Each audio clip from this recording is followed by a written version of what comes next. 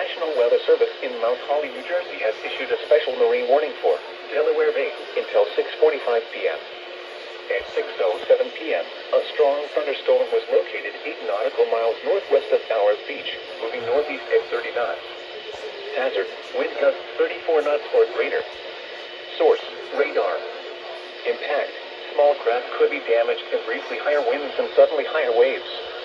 Locations impacted include Fortesk Beach, Sea Breeze, East Point, Towers Beach, Mall Light, Ship John Show Light, and Cross Ledge Light. Move to safe harbor until hazardous weather passes. Frequent lightning is occurring with this storm. If caught on the open water, stay below deck if possible and keep away from ungrounded metal objects.